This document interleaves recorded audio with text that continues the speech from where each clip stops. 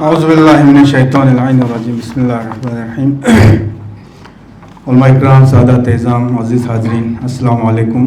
وقت کی کمی ہے، اس لیے اپنے تقریر کو بہت ہی شارٹ کر کے میں کوشش کروں گا کہ کچھ 2-3 منٹ میں آپ کا یہ جو وقت یہ کریں.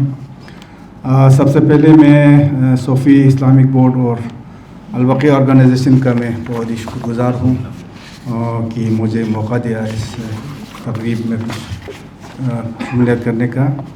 آج سے تقریباً 100 سال پہلے آج کے دن وہ علمدار دن تھا جب آل سعود نے ہم سب کو پتہ ہے کہ نجدی افکار کی پیروی کرتے ہوئے جنت البقیع کے مقدس مزارات کو مسمار کر دیا.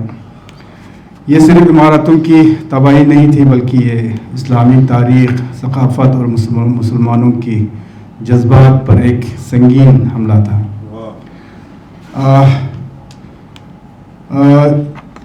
جس میں یہ رسول اللہ صلی اللہ علیہ وسلم فرماتے ہیں، جس نے میرے اہل بیت کو اذیت دی اس نے مجھے اذیت دی، اور جس نے مجھے اذیت دی اس نے اللہ کو اذیت دی. کیا اہل بیت کی مزارات کو گرا دینا ان کے بے حرمتی نہیں ہے؟ کیا رسول اللہ کو اذیت دینے کی مترفت نہیں ہے؟ آج کا منظرنامہ اور ہماری ذمہ داری ہے. آج جب ہم دیکھتے ہیں کہ دنیا بھر میں مذہبی مقامات کا احترام کیا جاتا ہے تو یہ سوال پیدا ہوتا ہے کہ جنت البقیع کے ساتھ ایسا ظلم کیوں؟ اگر دنیا میں دیگر مذاہب کے مقدس مقامات محفوظ ہے تو اہل بیت اور صحابہ کرام کی مزارات کو کیوں تباہ کیا گیا؟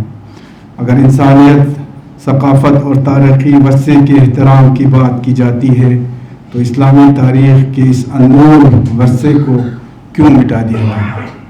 اگر دنیا بھر میں اقوام متحدہ تاریخی مقامات کی حفاظت کے قوانین بناتی ہے تو پھر جنت البقیع کی تعمیر نو پر کیوں خاموش ہے؟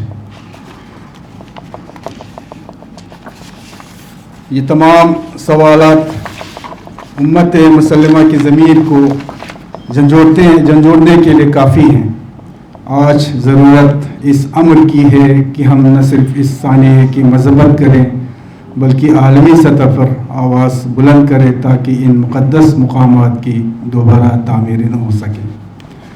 آج ہم دیکھتے ہیں کہ مسلم دنیا میں اتحاد کے بجائے اختلافات کو ہوا دی جا رہی ہے. جہاں ہمیں جنت البقیع جیسے مقدس مقامات کی بحالی کے لیے مشترکہ کوششیں کرنی چاہیے، وہاں امت مسلمہ اندرونی تنازعات میں الجھ کر رہ گئی ہے. یہ ہماری کمزوری نہیں تو کیا ہے؟ ہم بحیثیت مسلمان اور خصوصاً بحیثیت شیعہ و سنی مومنین یہ عہد کریں کہ ہم جنت البقیع کی تعمیر نو کے لیے ہر ممکن کوشش کریں اور ہم عالمی سطح پر ان مقدس مقامات کی بحالی کے لیے آواز اٹھائیں گے. ہم اپنے نوجوانوں کو اہل بیت کی تعلیمات سے روشناس کرائیں تاکہ وہ اپنے مذہبی اور ثقافتی ورثے کی دفاع کر سکیں. ہم امت مسلمہ میں اتحاد پیدا کریں گے تاکہ فرقہ واریت کی دیواریں گرائی جا سکیں. میں اس مقام سے ایک قومی و دینی ذمہ داری سمجھ کر آپ سب سے یہ درخواست کرتا ہوں کہ یہ نہ صرف تاریخ کا ایک دردناک لمحہ ہے بلکہ یہ ایک ایسا موقع ہے جسے ہم سب کو یاد رکھنا اور اس پر آواز بلند کرنا ہے. جنت البقیع کا انہدام ہمیں اس حقیقت سے آگاہ کرتا ہے کہ ہمارے ان مقدس مقامات کا تحفظ صرف ہماری روحانیت اور عقیدت سے نہیں بلکہ ہمارے عزم اور حوصلے سے ممکن ہے. یوم انہدام جنت البقیع نہ صرف ایک دن ہے بلکہ یہ ہمیں ہماری تاریخ اور ہمارے ایمان کی پختگی کو یاد دلاتا ہے. ہم ملت لداخ کے عوام، تمام مسلمان اور ہر وہ انسان جو عدل و انصاف کی پذیرائی میں یقین رکھتا ہے، ہمیں اس ظلم کی روک تھام کے لیے ایک ساتھ کھڑا ہونا ہوگا.